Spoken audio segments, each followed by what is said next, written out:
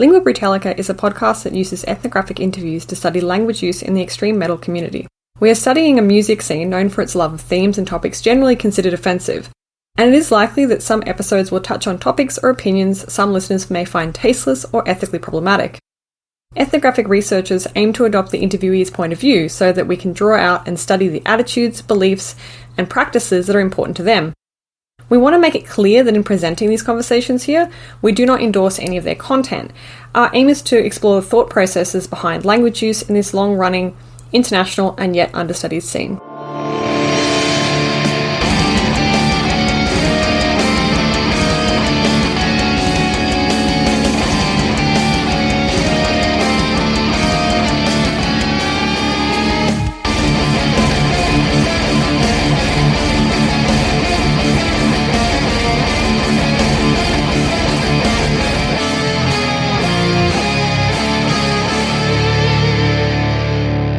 Hi, and welcome back to Lingua Brutalica with me, Jess Crook, and my co-host, Wes Robertson.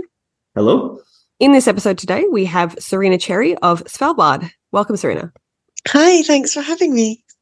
Thanks for coming on. To begin, how would you describe Svalbard's music to someone who hasn't heard it before?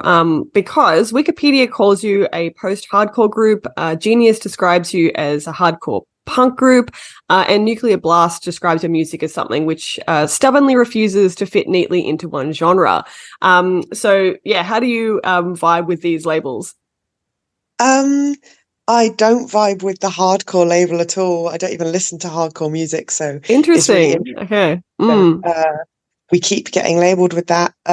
I'd say I definitely agree that we're difficult to neatly fit into one genre as a band because we all draw from so many different musical influences that it's a real kind of collection of sounds. I would describe it as kind of post-metal, black metal, a little bit of like DB, post-rock.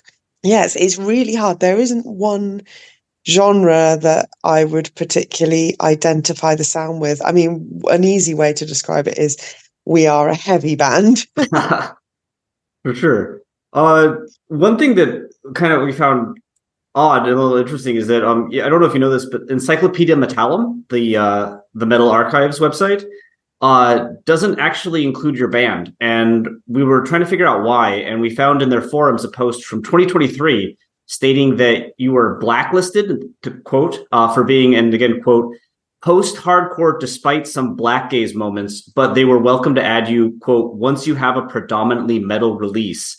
So you would obviously not vibe with this description, right? You do consider what you do to be metal. Yes. Yeah. I mean, I would say I am for me personally, all my influence is a metal, and I consider us to be a metal band, and we play metal festivals and we tour with other metal bands. I wasn't aware of this. I mean, there's a lot of bands that aren't in Encyclopedia Metallum, and a lot of real bottom of the barrel stuff that is. So, if they're going to be gatekeepers, not. It doesn't interest me. Don't need to be part of their club. And you definitely would not be. You definitely don't agree with their description of you as a post-hardcore. Then, no. I mean, this is what's really interesting is the insistence that we're a post-hardcore band coming from everyone else but us. Right. We're not telling them. I mean, I see where people might get, especially on our earlier releases, maybe the first album, the second album. There's a lot of D-beat. There's some stuff that's quite like, I guess, punky.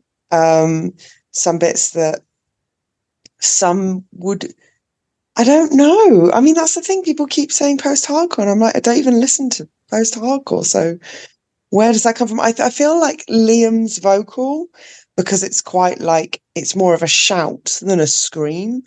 I feel like that definitely has more of a hardcore vibe, and some of the drum patterns used are quite like hardcore-esque. But I mean, if you listen to our latest, the two first singles from our latest album, Eternal Spirits and Faking It, I'd be like, show me the bit where it's post-hardcore, because there isn't really any. Okay, yeah. Well, glad we cleared that up.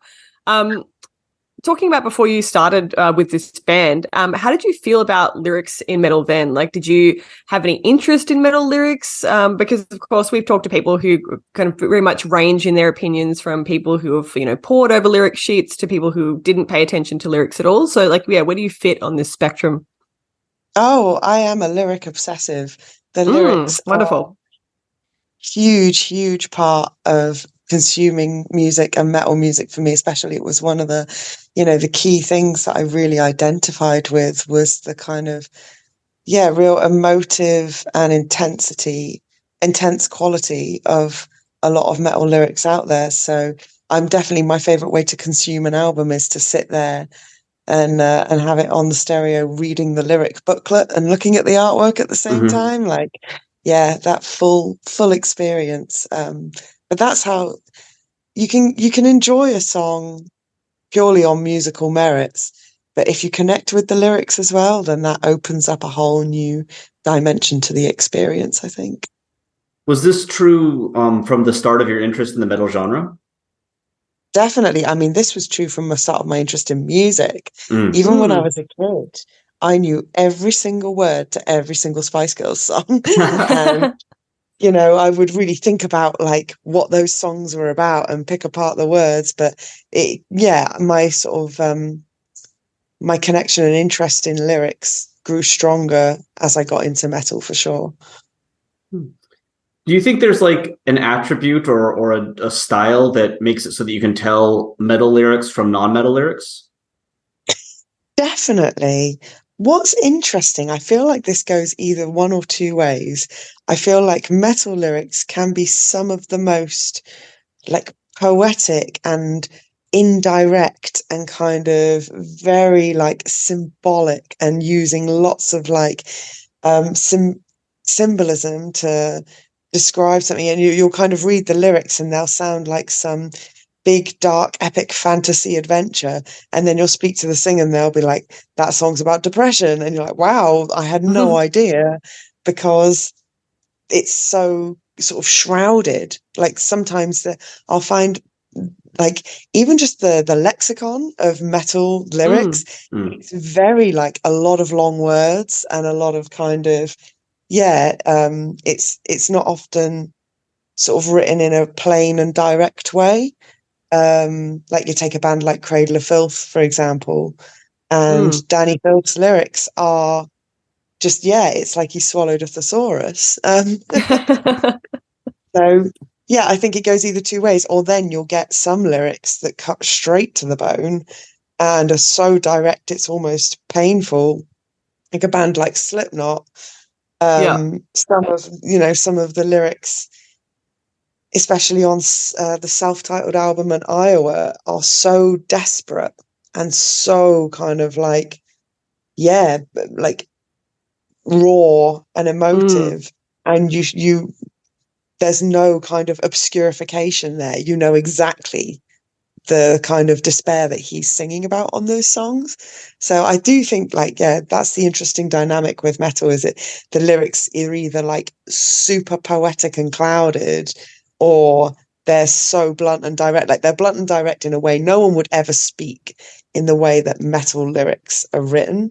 But I think, if you saw a lyric sheet and didn't know the context of the song, you would be able to tell or be able to guess if it was a metal band. And given that diversity in ways of approaching metal lyricism, do you have a sense, at least on a personal level, of what makes for good metal lyrics versus bad metal lyrics?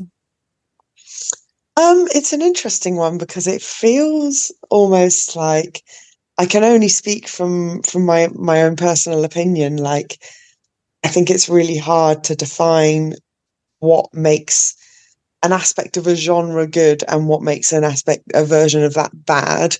Like for me, I would say the kind of the stuff recently in metal where you can tell it's been written for TikTok, like it's been written to trend, and it just seems really sort of cynical and really kind of contrived, like, oh, we'll have a little catchy one-liner hook here that's super easy to kind of parody off and might go viral because it's like something that can be interpreted in loads of different ways for TikTok videos. That is an example of bad metal lyric writing, which you do see quite a bit in more modern bands now. It's like it's written with the thought of trending on social media in mind. I think good metal lyrics, I think you'll be able to read them and like almost feel that connection of with who it is that's writing them. So you can read the Slipknot lyrics and you can tell, oh, this is a Joey Jordison song. He clearly wrote these lyrics because they'll always have that kind of aggression marred with desperation in them. Or again, to use the same example, I feel like I'm just talking about the same two bands, but they're good examples. That's fine. you know a Danny Filth lyric when you hear one because he has that kind of it's very like, it reads like an English literature essay sometimes. in a really good way. And then there's still that undertone of gore and like gothic horror that's weaved in. I think he has got that absolutely nailed. And then or someone, I'm just trying to think of like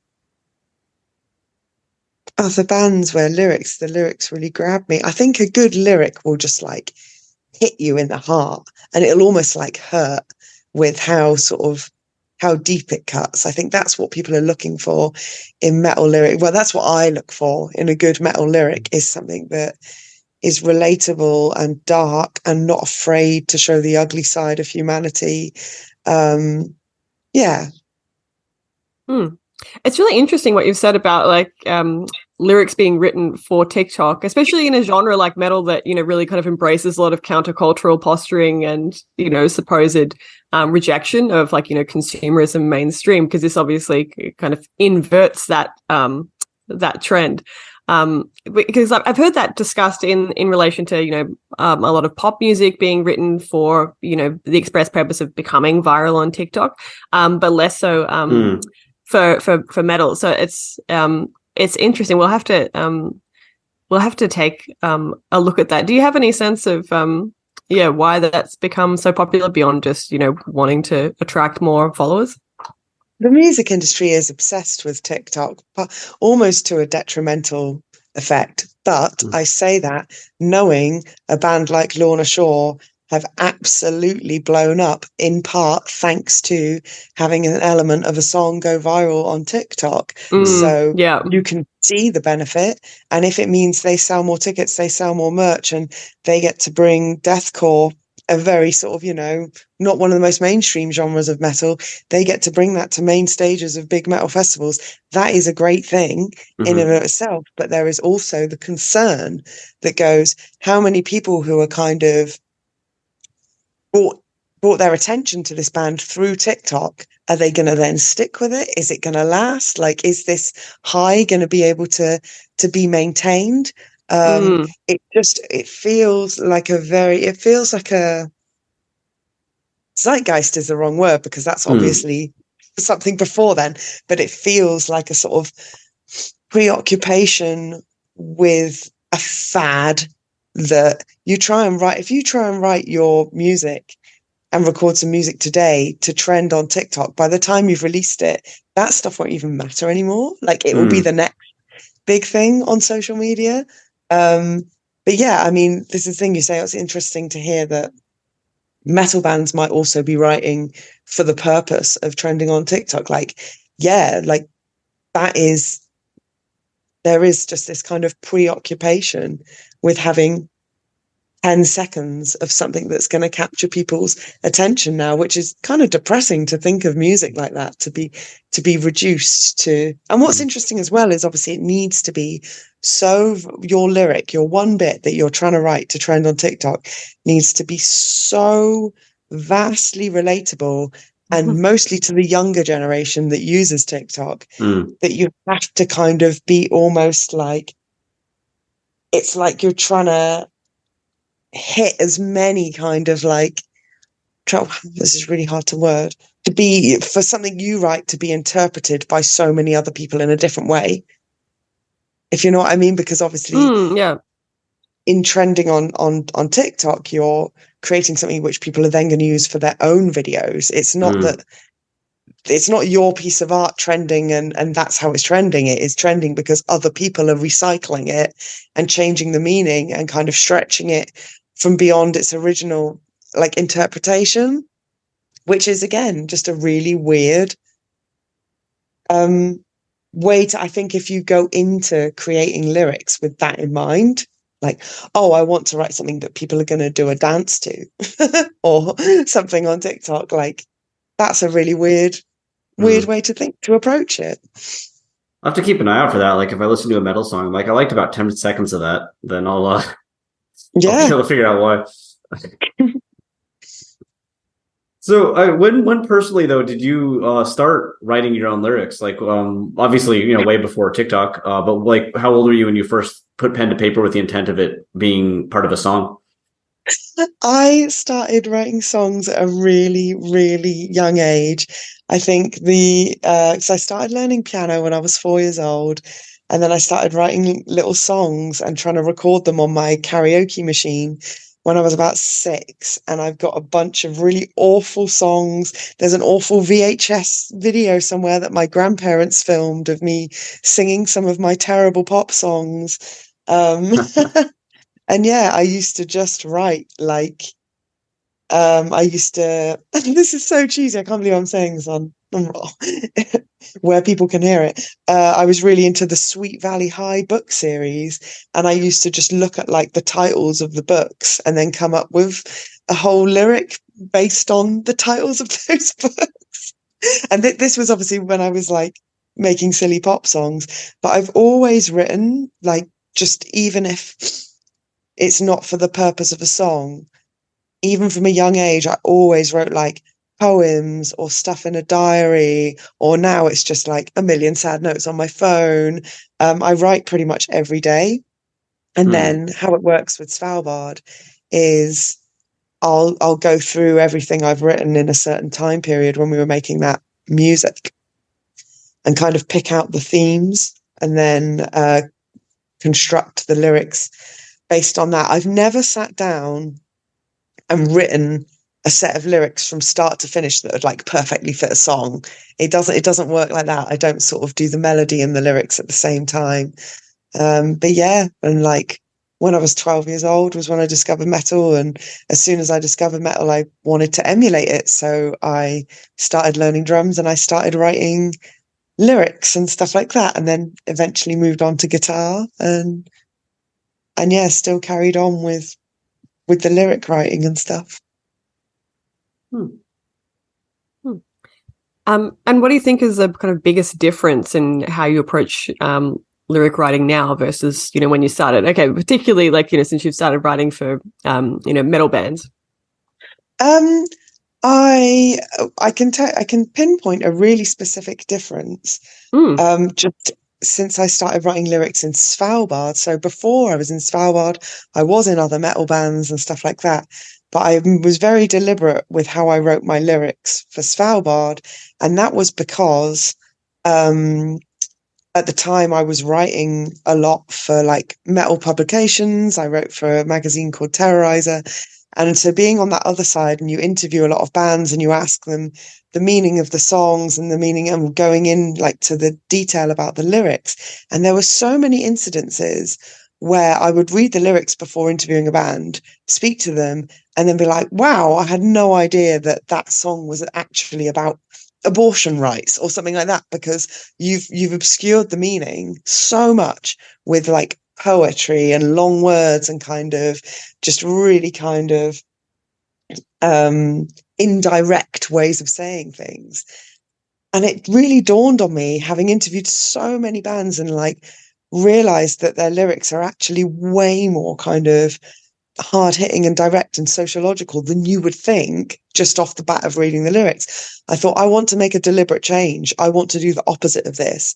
I want it to be the case where anyone who reads my lyrics knows exactly what I'm talking about, I don't want there to be any kind of meat on the bone.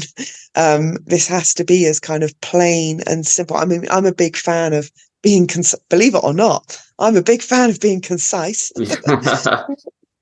with your words and, being sort of, I think a lot of people describe my lyrics as blunt, but I take that as a compliment because I think what aids the resonance with lyrics in metal is them being clearly understandable and clearly like not being afraid to be on the nose about what you're actually singing about, not sort of dancing around it. Well, that's really interesting. Like, it's that that leads directly into the first question we kind of had about your lyrics in specific. And I apologize because we're going to start with a bit of a long question. They won't all be this big, but we're looking across your releases. We noted what we thought was kind of one rather large change in style between your most recent release and kind of what you've been doing so far. Because from the start, your lyrics have had a strong political bent with some of the clearest statements we've seen in a band we interviewed. I guess like blunt would be a term that could be used. And these are often presented in a way that reads like you're writing in full sentences rather than the kind of, truncated style you sometimes see in lyrics where they have a more, I guess, poetic, not in like that poetry has to be one thing, but like in a way that doesn't reflect kind of how people speak. But for instance, your first EP has song titles like So Much for Meritocracy, which rather directly reflect their content. And your first album has, direct critiques of sexism in the music scene. 2018's It's Hard to Have Hope has lines like an unpaid internship is not an opportunity, it's a risk for those without a bedroom in a family home, or sending nudes is not a crime, distributing them without consent is. And privacy protocols are written by men, and they often fail to spot the loopholes that permit the exploitation of women, which are sentences that could, out of context, just be read as lines from like a book or an essay, as they are, they're grammatically full sentences. They have a subject at the start. They have a verb in the middle. They go the entire way. You could say them in a conversation without surprising people or feeling like it's not conversational. But since the 2020 album, When I Die Will I Get Better, in our view, you kind of move towards a bit more quote unquote poetic style that has like truncated sentences or short lines, as in, I will not cower, I want for no shield, I am like an open wound, from the song Open Wound. Or on the new album, there are kind of half sentences like got a broken heart, got an anxious mind, got a hopeless voice inside, but I'm fighting from defiance, where there's no, first person pronouns starting things off. Or striking a match under the mask, burning myself again, hating myself, hurting myself, muting myself again from Lights Out, which are kind of short verb first forms, or completely at the mercy of every form of insincerity from the closing track, which has no stated subject. If we are interpreting this right, is this move towards like a less kind of statement style, something that has been intentional, or are you aware of it, and what might have kind of spawned that slight adjustment in approach? You know what? I was not aware of this until you pointed it out. So this is kind of, that's been a real like eye-opener for me to hear you say it, like hear the contrast, because I don't sit there with previous lyrics and compare them to my most recent ones. So I had not noticed that change, but now that you've pointed it out, I'm like, I realize they are different, and they are kind of less. They're not sort of full sentences. They are more, I guess, for want of a better phrase, lyrical, as opposed to conversational. I think what has led to that change mostly is kind of the lyrics feeling like they're even more emotional than they used to be. So when you're writing the kind of, obviously you'll notice on the new album there's no political songs on that album either. When I was writing political or sociological songs, I wanted to be as direct and conversational, and like you say, it's flattering to read that reads kind of like an essay, because that was what I was going for with that, for it to be as if I'm talking to the person and trying to reason with them my point of view. Whereas I feel like, because I'm talking mostly on this new album about depression, that's a really hard thing to rationalize at the best of times. So in the end, it's kind of lyrically, it's become much more of an outpouring, as opposed to like a structured kind of, I am sitting here and I am feeling this. Like, it's really interesting to have you point that out, because yeah, I don't reflect on myself as a lyric writer in that way and reflect on how I might have changed, but there is clearly a change there. What made you decide to move towards more discussions of kind of the emotional rather than the political? I was too depressed to write about anything else. Like, when your depression gets really bad, it's kind of all encompassing, and it sort of shrouds you. And I am also one of those people that can't just sort of force myself to write about something else. Like, every Svalbard album is a snapshot of kind of what I'm going through at that time, and what's riled me up at that time, what's upset me at that time. And at the time of making The Weight of the Mask, I was just really, really struggling with a lot of dark thoughts and depression, and just experiencing sort of the real brunt of mental illness.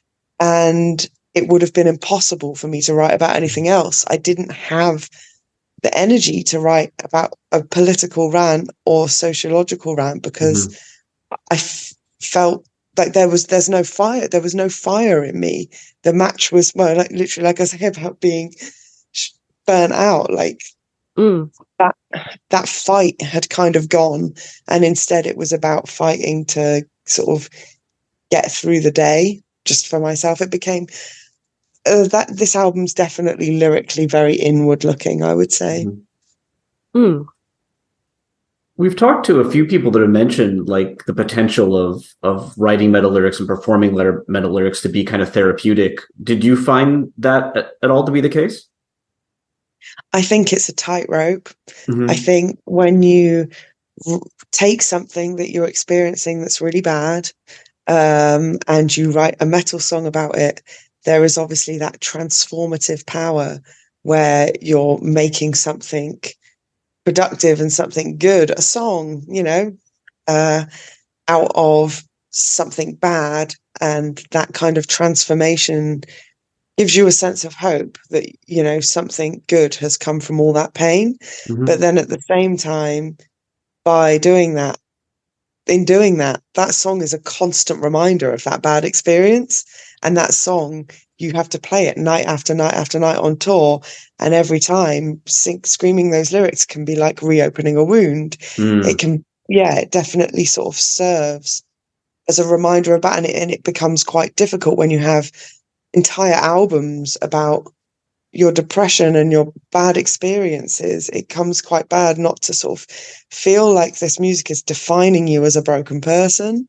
So yeah, we did want to kind of talk about some of the more politically motivated songs that you've written, if you don't mind, because we've mentioned earlier that you've written several songs that address issues related to sexism and misogyny in songs like Pro-Life, What Was She Wearing, Feminazi, Revenge Porn, Clickbait, and The Currency of Beauty, all addressing women's objectification, abuse, and exploitation under patriarchy. And in addition to these songs that address kind of broad issues of gender-based violence and discrimination, you've also written several songs that address these issues in the music scene specifically. So, for example, lines from Expect Equal Respect express my disappointment when you reduce me to my sex, which we read in reference to the way that women or non-men in metal are so often asked to justify and explain their position in the scene. And lines like, when you see your favorite band and a group of men surround you, and in the crush of the crowd, they try and touch between your legs, from How Do We Stop It, kind of very clearly describe experiences of women being assaulted at shows. So we wanted to ask, what motivated you to address these topics in your lyrics specifically? Personal experience. I'm I can only ever write about what I have been through. And I was so outraged by some of the more painful experiences I have had as a woman in metal, that I wanted to kind of harness that angry energy and that kind of empowering, rage of metal to write a song about. It's kind of almost ironic using a metal song to write about a negative experience you've had within the metal scene. It's almost like, infiltrating and telling it off from within.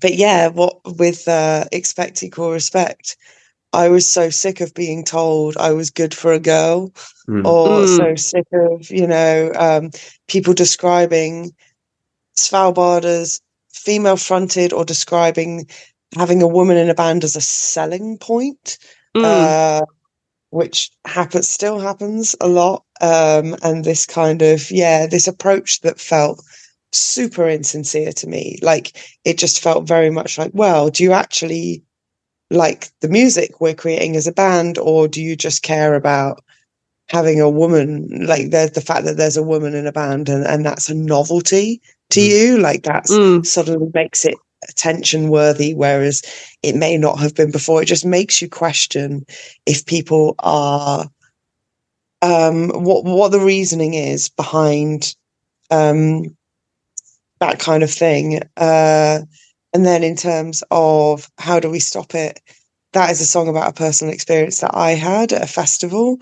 And we don't play that song live because I cried when I recorded it in the studio, because those lyrics I read them back now and I almost wince because of how like blunt they are and how clear they are. And it's painful. I think you don't hear, especially in songs, you don't hear people talk about experiences like that quite so clearly. It's not often anyway. So it feels kind of stark and almost like shocking. Like hearing my own lyrics read back to me is shocking. I'm sitting here like, oh my God. Like, that's hard to listen to. It's hard to, like, because it's so like direct. But yeah, that song was written about being sexually assaulted at shows and just having that story, but also every single woman I speak to having a similar story, and just feeling like, well, yeah, that's why the song is called How Do We Make It Stop? It was like that sheer kind of exasperation with, why should every single woman who goes to a show have had to fight off groping hands just for the privilege of watching their favorite band? It's absolutely horrendous. And I definitely resonate with everything that you're saying, especially about like your kind of emotional response to your own lyrics. Certainly, as I read them, I also did feel that they were quite not shocking in terms of like surprising, but yeah, certainly shocking in terms of more tone, because you're right, they are like very directly addressing like a unfortunately very familiar and relatable experience for a lot of women in the scene. And you mentioned that, there is some kind of irony in writing lyrics like this in a genre like metal, which is, so male dominated, and is, in some ways kind of the, the source of a lot of these exact same issues. So we're wondering, how have listeners responded to these lyrics? Have you received any, backlash, alternatively praise for lyrics like this? What's really interesting is those lyrics, especially the lyrics about experiencing misogyny within the metal scene, have received two very distinct reactions. They seem to be very divisive. I've had a lot of experience of women messaging the Svalbard pages on Instagram to say about how those songs got them through like difficult experiences they had, or how a song like How Do We Stop It made them feel less alone after they experienced a similar like negative situation at a show. Or I've had other women in bands come up to me and tell me that Expect Equal Respect was like everything they wanted to say to the people within the music industry. So there's been a lot of praise from women. Well, actually, this probably isn't surprising what I'm going to say. There's been a lot of praise from women and a lot of hate from men. Yeah, so I've seen a lot of kind of comments and messages like that, sort of saying I shouldn't be singing about these things and that it ruins the music, that type of thing. And you know,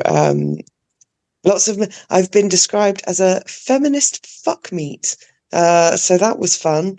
But yeah, like I think, well, that's the reason we wrote a song like Feminazi, is just addressing the idea that how even just the word itself, feminism, has become like a dirty word and like something to sneer at and look down on, and it's just been so hugely misinterpreted and misrepresented. Yeah, has there been what about like the directness of what you're doing? Have you received any, because you mentioned at the start of this interview that metal often takes kind of a poetic approach to talking about stories, including political messages, etc.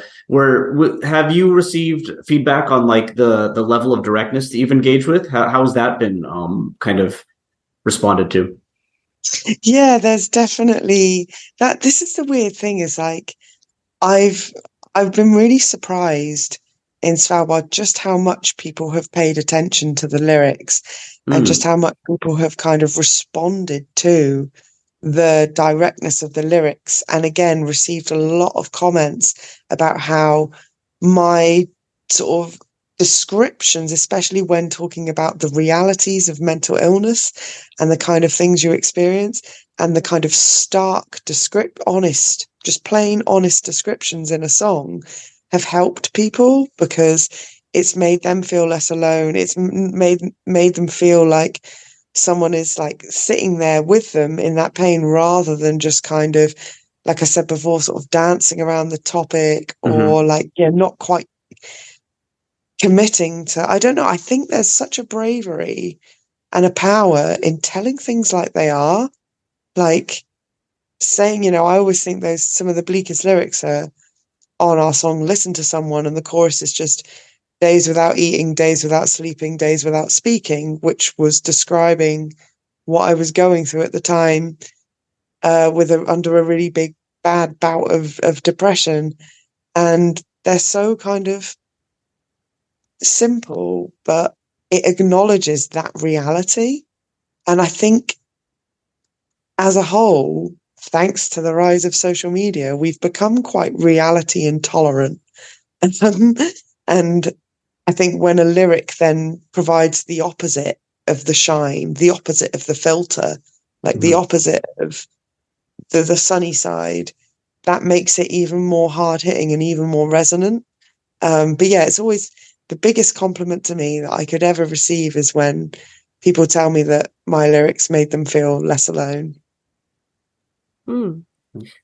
We were wondering, like, to what extent, like, your recent kind of shift towards clean vocals has had an effect here, because the whole interview, in fact, came about because we saw you talking about your lyrics on Twitter and how you were doing clean vocals for the first time. So yeah, out of curiosity, did deciding not to scream kind of affect how you approached the writing at all, and did it have an impact on how people are might be engaging then with the directness of your lyrical style? Just to clarify, I do clean singing on every album. That video was talking about, this is the song where I only do clean singing. Oh, okay. Yeah. That's the first song.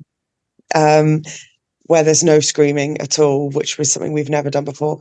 Yeah, I do. I deliberately, like, it's funny when you write a set of lyrics, you read them and you go, that's a screamer, that's a singer. Like you can tell straight away. And I always think, for me, it sounds really obvious, but I save, because my clean singing voice is very soft.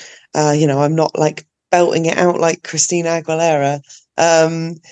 I sort of save the more soft, almost like romantic, or kind of anything that's got like that kind of yearning, any words that kind of have that kind of real bittersweet sentiment to them.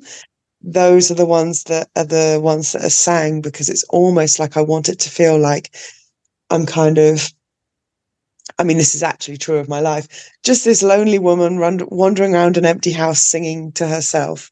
That's what especially the track How to Swim Down was about. Obviously, it's an unrequited love song. It's about loving someone from afar and them having no idea. And I wanted, the reason I sang those lyrics so softly and cleanly the way I did on the song is because I wanted it to feel like I was, just sort of on my own singing to myself. That, that feeling when there's no one else around and no one can hear you. And that's the kind of lyrics, the ones that have the real kind of heartfelt, like almost like a romance and a yearning to them. Those are the ones that get sang. There's kind of an interesting irony there, right? To take the feeling of singing alone in your house and then put it on an album that will be heard by thousands and thousands, of people. I mean, is it tricky to take something kind of a personal sentiment that was, kind of just there and then just share it, or is it something that now after 4 albums and EPs and everything, you're just kind of used to? I'm not used to it at all. Every time we release an album, I go, oh God, did I cut too deep this time? Have I shown too much? Like, it's something I never quite get my head around. What's really weird is anyone could buy our album and read our lyrics and know the real darkest depths of what I've been through recently. It's like being able to read my diary. And as someone who in real life is quite socially awkward and shy, it's such a weird feeling to have such stark lyrics out there in the world. Like, it almost feels like, I'm not sure is dichotomy the right word? I don't know. Yeah, I think so. That's how it feels like. It's a very, and like, having lyrics that are so personal, it makes you feel quite vulnerable. And it makes you feel quite like people can see your pain. Your broken heart is very much there on your sleeve, but also something I'm really conscious of is you don't want to sort of buy into the cycle of the tortured artist. Like, I never want to be kind of holding on to the sadness for the sake of writing more sad songs. I'm like the opposite. I want to be pushing it away. I don't buy into this thing that you've got to suffer to make great art. It just so happens that I'm making music at the same time as experiencing mental illness. But it doesn't mean, because some people, I think, find it almost trap themselves within a dark space just so they can make music from that space, which is not something I want to do. We began by kind of talking about differences in your approach over time, but there were a few thorough lines that we kind of see in your style that have gone across your albums we want to talk about. And the first is the use of rhetorical questions. So you have 116 questions spread across your albums and EP to date, including 4 song titles. And the newest album features 12 questions, as in lines like, so how on earth am I getting through this? When did it get so hard? Or how long have I known this place? So we just want to ask, like, what kind of draws you to the use of questions within a song format? I think it's the use of questions in a song format is that kind of conversational tone that I'm trying to strike, and it's almost, like a rhetorical or an unanswered question. I feel like it delivers the point of the kind of the depth of the emotion that I'm trying to convey. God, again, you've just pointed something out to me that I didn't even know. I didn't even know I asked that many questions. Wow. I think it's all about, like, it's almost like I'm trying to, something I've always believed in as a writer, is like, you write how you talk. That's the best way to write. It's supposed to be communication. It's not supposed to be obscurification of meaning. So I guess the questions are my way of kind of making the lyrics conversational with the reader or the listener. Mm-hmm. Mm. Well, you mentioned earlier that it can be like uncomfortable to perform some of these kind of deeply personal songs live. We wondered, is it strange to perform songs that do have so many of these, questions live? Is it odd then to perform, questions like a naked body is not a tradable commodity? What gives you the right to think that it's fair, from revenge porn that are kind of clearly directed at people committing the crime rather than hopefully, the kind of people who would attend your shows? Is there any kind of difficulty or risk of locking eyes with fans while performing questions that are directed at people who commit these kind of acts? Oh, definitely. It's some of these songs are really hard to perform live, and yeah, there is again that tightrope of not wanting to seem accusatory when you're performing them on stage, and like wanting to connect with the audience and maintain eye contact with the audience so that that they're in this and you're sharing this moment together, but not wanting to look at one person in the crowd and single them out and direct a lyric about trading nudes on the internet directed at them. And it's interesting as well that you say, like, again, isn't it weird that I would write these songs in the hope that no one in the Svalbard audience has ever actually done these things? Do you know what I mean? Like, placing a kind of a lot of faith in going, well, our audiences wouldn't do this kind of thing, but then you sort of go, right, well, I've written a song telling people off for sharing other people's private content on social media, or like trading it around between others. Why am I then performing this and screaming this to a crowd of people who I hope haven't done this? Like, surely these are the wrong people to hear these songs. Like, surely it should be the people who would do such a thing. Like, it's weird. It almost feels like, when you think about it like that way, it's like, is it misdirected anger? Is like, what is the point in writing a song about a topic like that if it's not going to be screamed in the faces of people who've actually done it? Have you ever, been on stage and been screaming a kind of accusatory question, accidentally look a fan directly in the face and go, oops, like that, not to you, it's not it's directed to somebody else? Not to my knowledge. I don't think I've ever sort of, I think I try and make it clear when I'm on stage that the band and the audience are kind of all in this together, and we're here for the catharsis of a live show. We're not here to kind of like look someone in the eyes and scream almost accusatorily at them. I've said things on stage that I've watched people walk out the room. Like, we used to open our set and I would say, whatever city we were in, and then I'd say, this is what a feminist looks like, and people would just leave. Wow. Okay. Yeah, they just walk out. Didn't want to hear it. Well, I suppose that's one way to make sure everybody is on your side. Yeah, exactly. Yeah. Yeah, interesting. Well, yeah, we also wanted to a kind of related question to ask about the use of pronominal forms, because this is a kind of another source of commonality in your writing. So your discography contains 151 uses of you, and 66 uses of your, and 279 uses of I, 34 uses of I'm, 54 uses of me, and 11 uses of myself.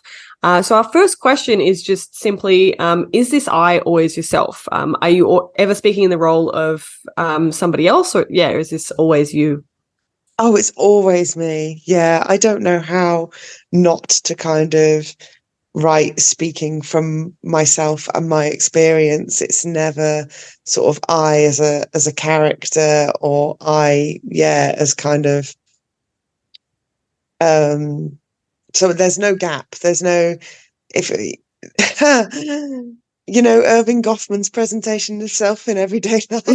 Yeah. When he talks about that gap between the presented self and who you are backstage, there isn't much of a gap. Like lyrically, when I'm talking about the I, that is the I within. It's not kind of a performative construct.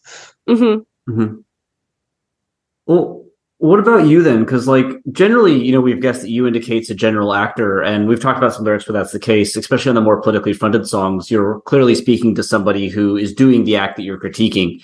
But on your newest album, you have lines like "Go fight, I will heal you," or "You remind me of a warmth from so very long ago." "You remind me of a love that I will never know." Are these yous more intended for a specific person? Yes. Yeah. I mean, yeah, this is what I mean. There's definitely different lyrical themes that run throughout The Weight of the Mask that aren't present on any other Svalbard album before. And there is definitely a kind of underlying sense of sort of, unrequited love, romance, heartbreak, it's very specific. There's a lot more songs about specific people, which is something I've never done before. Whereas, the you was meant as a whole, as addressing a group of people on previous political songs. Whereas on The Weight of the Mask, it's definitely about a person. And is there a specific reason that you tend towards this "I'm speaking to you" format? Because you've mentioned before that, you do kind of converge towards a more conversational style with your lyricism. And, there are kind of obviously distinct styles within this format that you employ, such as the kind of "I critique you," "I open myself up to you," or "I advise you," that we've kind of already discussed. But some pairing of "I" and "you" appears on almost every track. So what do you think this format kind of allows you to do that perhaps a story written in the third person wouldn't? Oh my God, that's such a big question. Wow.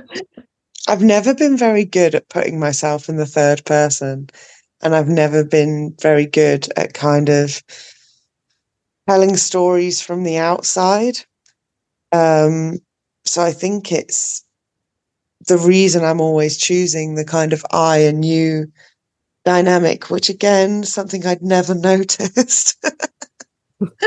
But I think the reason I would always be choosing that is because it's where I feel comfortable, linguistically. I'm not much of a storyteller lyrically. It's much more inward looking and self-reflective and kind of looking at how the I relates to the you and that kind of thing. I think it comes down to a sort of a linguistic confidence thing as opposed to a sort of deliberate choice. It is my comfort zone writing in that style. Well, speaking of linguistic choices and comfort zones, you're one of the few artists that we've ever spoken to that has ever referenced any kind of love in their lyrics, as in lines like "But all I'm packing are my doubts and a broken heart I can't take out from disparity," or "The pieces will never come back together and your heart will never truly mend from throw your heart away." And the newest record has lines like the aforementioned "You remind me of a warmth from so long ago," "You remind me of a love that I'll never know," or "And when I leave, we never part because here will always be my heart." And these obviously aren't the kind of romance centered lyrics stylistically you'd hear in pop or ballads. But they aren't just about the loss, loneliness, or anger themes, which often appear in, metal songs about love. I guess coming to mind, Strapping Young Lad song with love is much more about anger. Is it tricky working lines about love into metal? Have you found that difficult at all? And is there any pressure to approach love in a certain way which binds how the topic can be approached within this genre? Definitely. I feel like there is a huge expectation. I mean, almost like an avoidance to include love as an emotion in metal lyrics, full stop. It's almost seen like the antithesis of metal, isn't it? Because by its stereotype, metal is supposed to be so hard and steely and kind of, you know, about aggression and dominance and that kind of thing. And love is almost regarded as something that's a bit too soft and lovey-dovey for the world of metal, which is why I don't think you see it very often.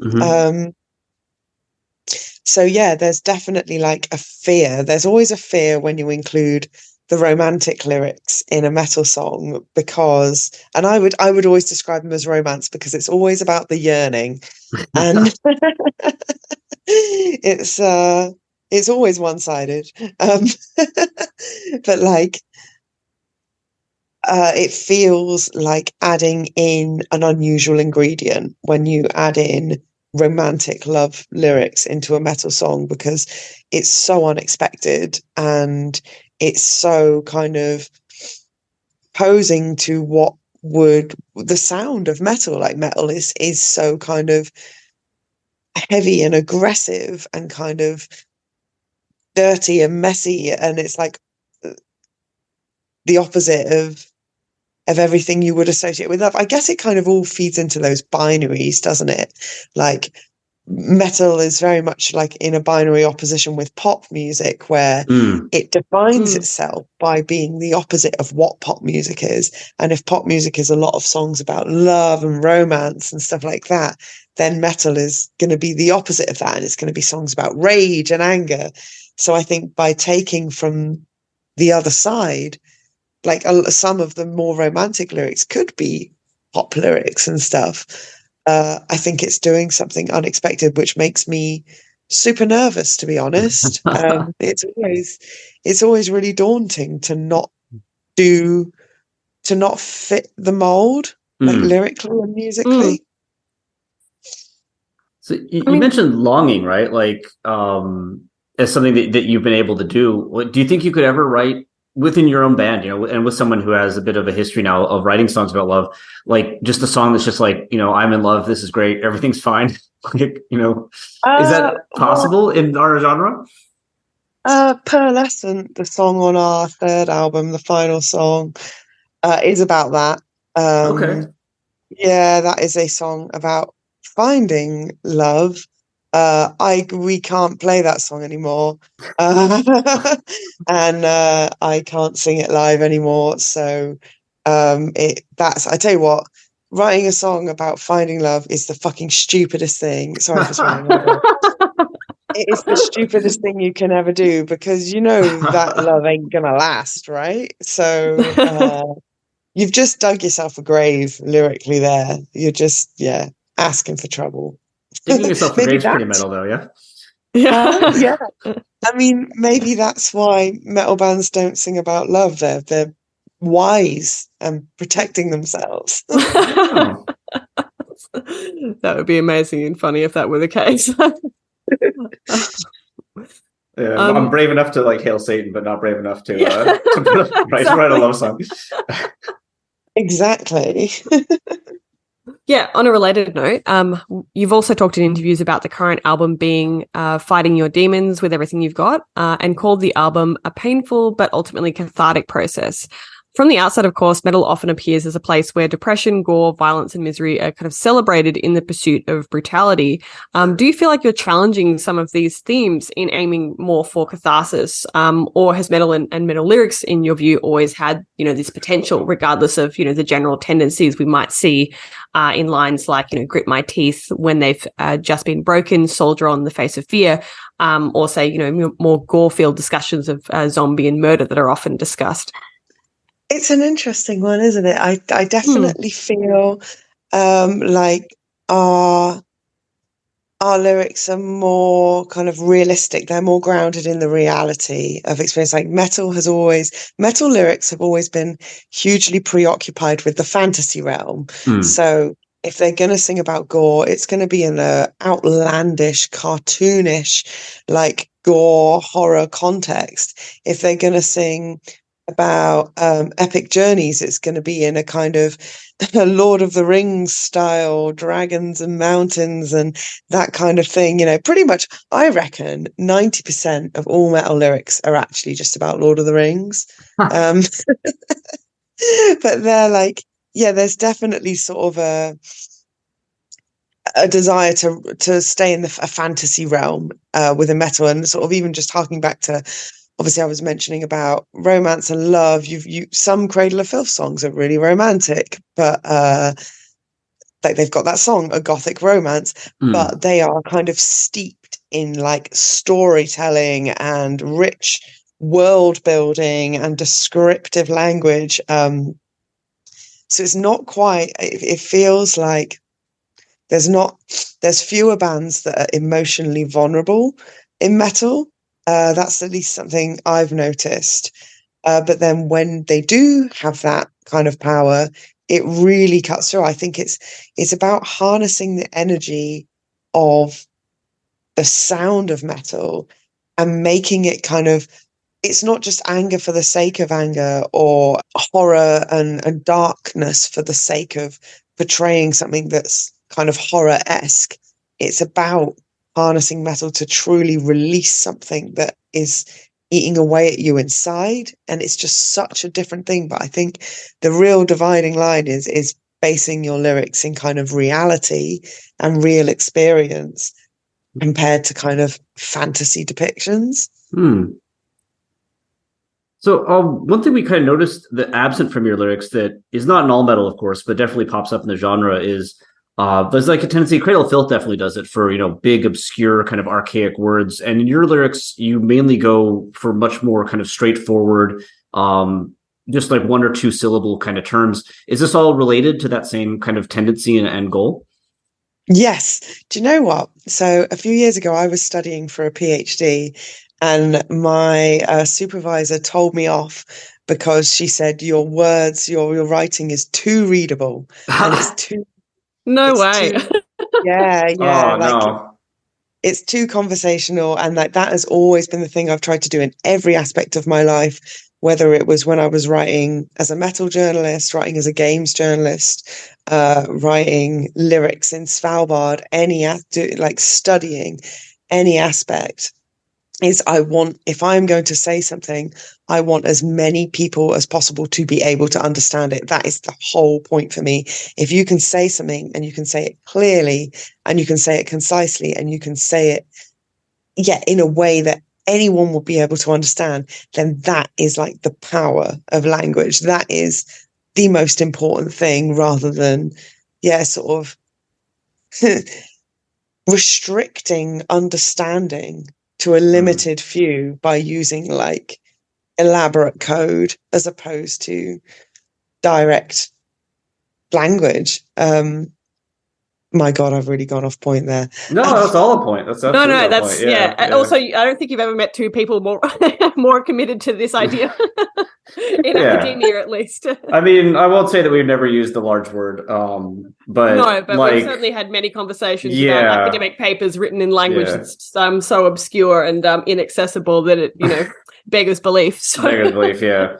I'm hoping that supervisor wasn't in linguistics, because I do feel our field like at least tries a little bit to be readable, but that said, I certainly have struggled through a few papers. It was sociology, not linguistics. Oh, okay. So one other thing we noticed in your lyrics is that your albums they have contained a fair amount of curse words, but the pattern is like distinct across albums.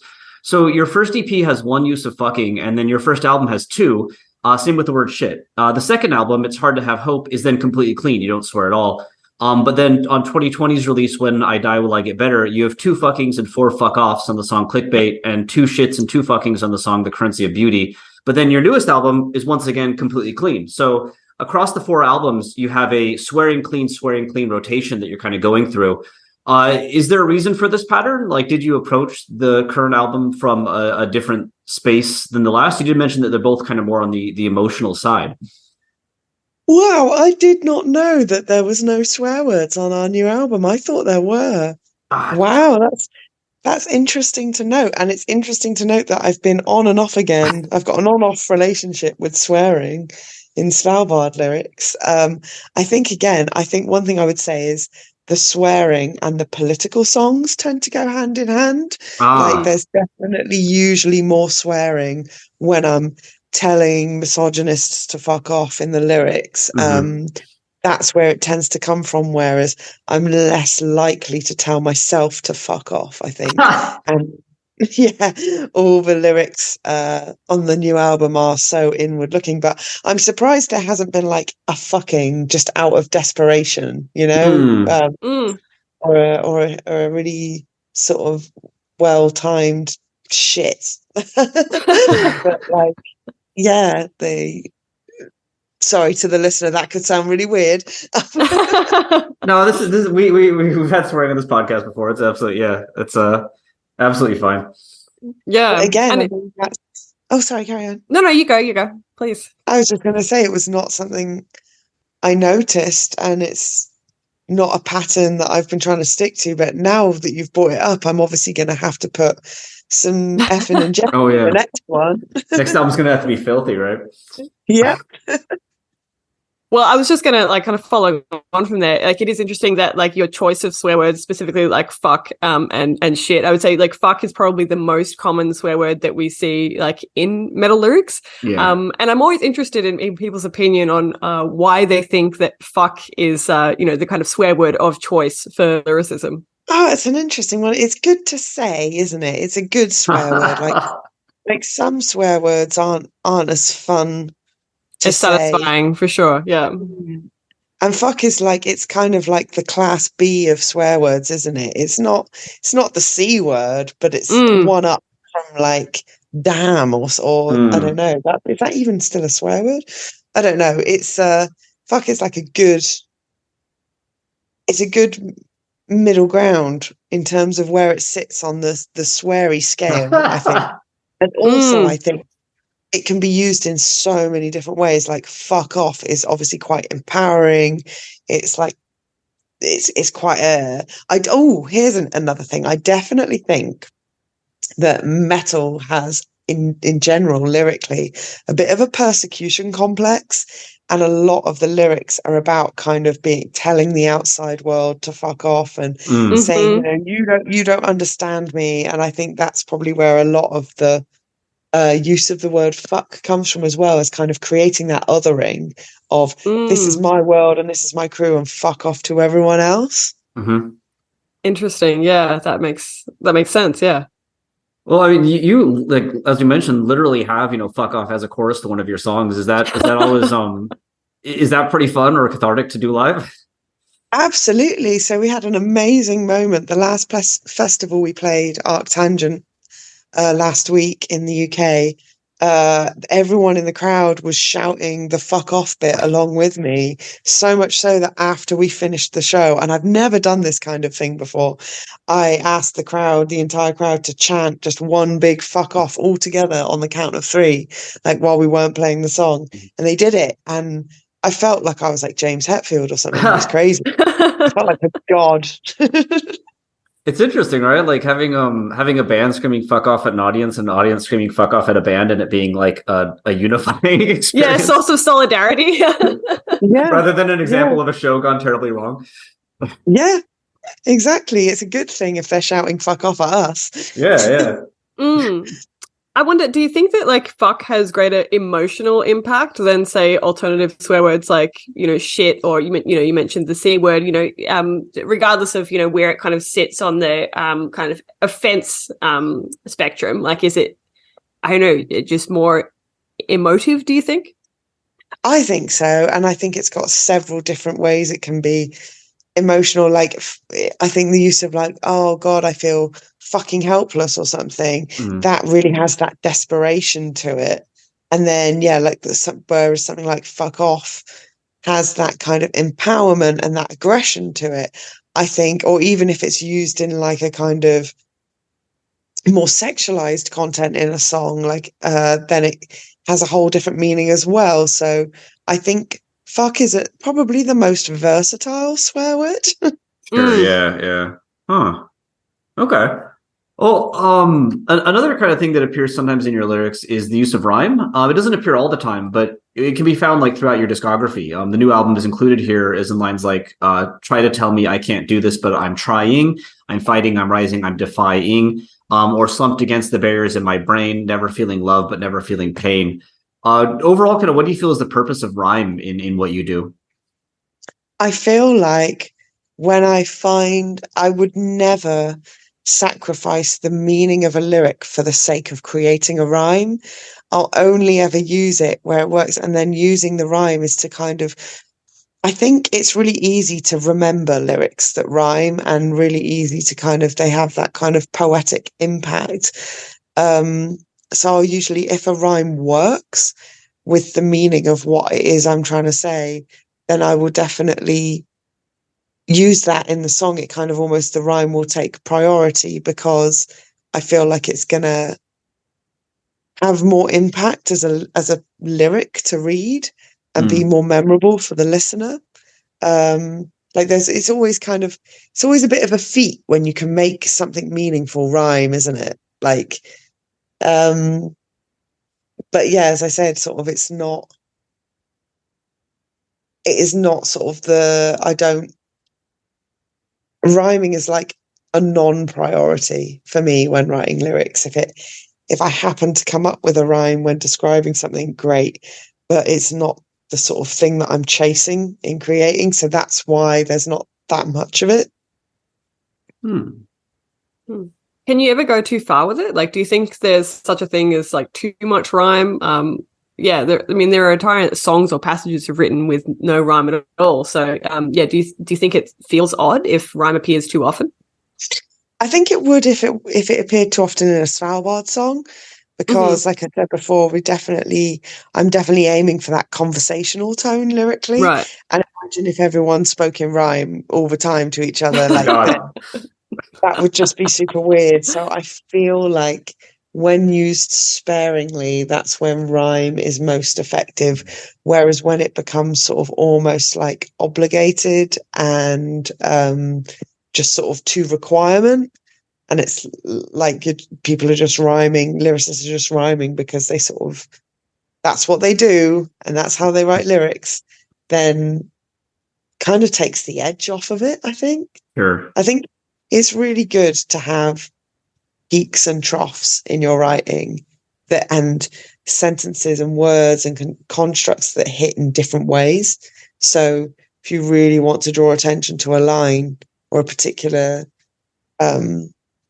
phrase, then having a rhyme in there is a really good way to do that, especially if it's peppered throughout the song as opposed to dominant. Okay.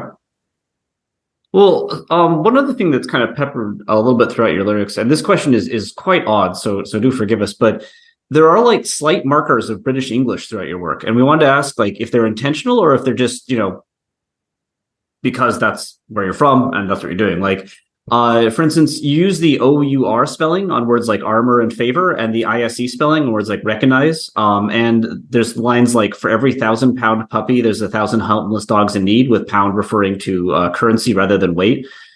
Is this just like, yeah, that's where I'm from, so there it is? Or is there like an intentionality to make sure that your variety of English is actively represented? Like when you send the lyrics off, to get published, do you say like, do not adjust the spelling standards in the Word document kind of thing?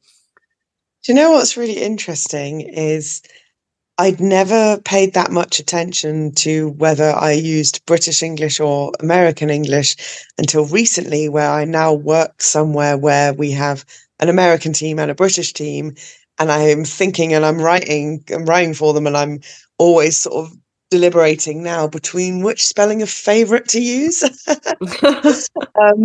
So I wonder if that's going to then creep into the lyrics for the next album, because I've never sort of been conscious about using British English and British phrases. I've always just kind of written what feels natural to me. It's all very, it makes it sound so self-indulgent, but like, yeah, I've never kind of considered what sort of style of English I'm writing in. It's just how it comes. And I've never, if the record label turned around to me and said, okay, we're going to change the spellings to be American English, that's absolutely fine. I'm not precious about it. I'm not, out here trying to represent tea and crumpets British metal. Like, I'm not precious about those spellings. Interesting. Well, if we can kind of attempt to tie all of this very interesting discussion together, what would you say is ultimately the role of lyrics in your work and in the extreme metal genre at large? For me personally, the role of lyrics within Svalbard is the lyrics are the thing that cut the deepest, and the lyrics are my way of like reaching out to people, even if it's reaching out to the listener and sort of wanting to kind of be there with them and sit with them in their darkest times. And sort of like I mentioned earlier, my main goal with writing lyrics is to make other people feel less alone and to strike that power of resonance with others. Because for me, that is the most helpful thing. If I'm really struggling with depression, but I find a song by another band that describes what I'm going through so perfectly, so succinctly, then I feel it's like a weight is lifted off your shoulders because the song is sharing that weight now, not just you. So that is like the main goal with my lyrics is to kind of connect. And yeah, like it's interesting because we get a lot of comments about how sometimes my guitar leads are really pretty and a lot of the music is quite hopeful sounding for a heavy band. And then the lyrics, I always joke, it's like the music is the light at the end of the tunnel and the lyrics are the tunnel at the end of the light in Svalbard. And then in terms of like the purpose of wider, like metal lyrics in general, I think there's a liberating quality to metal lyrics. So if you're looking at, like I mentioned before, the cartoonish, outlandish gore of death metal lyrics, that for many people is a form of release in the same way that watching video nasties from the 80s is, in that it's kind of got this outlandish brutality that's so cartoonish. It's beyond the realm of reality, and that provides like an escape and an outlet. Oh, you've had a frustrating day, but you're going to listen to some Cannibal Corpse, and those lyrics are so kind of like oddly brutal yet fantastical that I think it takes people away from, it provides an escape basically. And I think a lot of metal lyrics are either empowering people, you know, a lot of it is about being mad at your boss, being mad at situations in life and having a release through that in metal songs. Like how many times have you had a bad argument and then stuck on a metal song and felt better about it because it's provided you a safe space, like you've got someone in your ear who is screaming for you. So yeah, I think metal lyrics are definitely like a form of escape and an outlet for like sort of more negative emotions. It's interesting, isn't it? Because there's always been the perception, right, that metal is from the outside. The idea that these things are like antisocial or celebrating bad, I guess, to put it simply. But there is, the fan experience is often quite different, right? The way that listeners respond. And I'm sure there is the odd person who's just like, yeah, gore is good, great. But the ability to find like a healthy release within discussions of what is unhealthy is kind of an interesting like element of the whole thing. Like they said, like the being angry and then listening to metal and ending up less angry, that on paper that seems quite odd, but I think it's certainly something that every metal fan has gone through. Definitely. I think, yeah, metal provides a really healthy form of release, but to the outside, to people who don't listen to metal, who don't get it, to them, I think it does sound like noise and devil music and why, how could you possibly listen to that? Isn't it perpetuating the anger and the rage? And in fact, it's the opposite. It's uplifting and it's kind of getting you through the difficult times. So I think the perception and the enjoyment of metal music from within is so different compared to like the perception of people who aren't into it. It's yeah. Well, yeah, thank you. This has been a fascinating discussion. We really appreciate it, and I hope that it leads really to insightful. at least one person less calling you a hardcore band. That'd be great. Yeah, if we can take one thing away from this interview, it's absolutely not a post-hardcore band. Yeah. Oh, thank you so much. It's been a real pleasure talking to you. Like, yeah, I really appreciate the sort of the depth, and I mean, I've learned a lot of things about myself as a lyricist in this chat. So. Thank you for opening my eyes. Well, we always say we take so much of everyone's time. We hope they get something out of it, Yeah, absolutely. Definitely. That's a great response for us. So, what's next for the band? Like, where can people check out what you're up to? When is the new album coming out, and is there like any tours or anything like that afterwards? Our new album, our fourth album, will be released on Nuclear Blast Records on the 6th of October.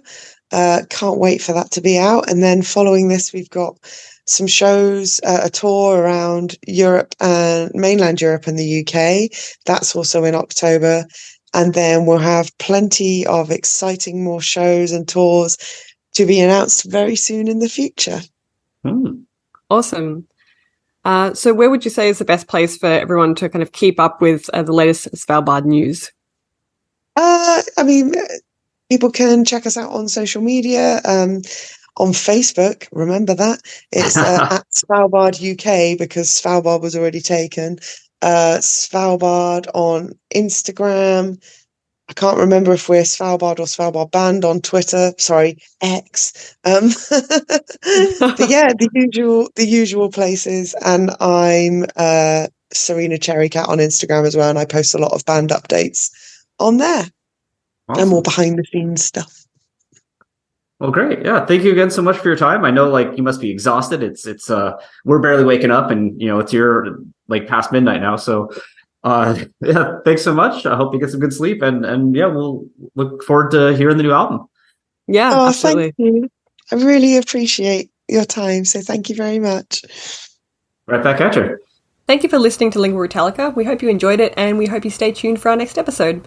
Before we leave, we just wanted to acknowledge that this podcast is recorded on the unceded lands of the Wurundjeri people of the Kulin Nation and the Gadigal people of the Eora Nation.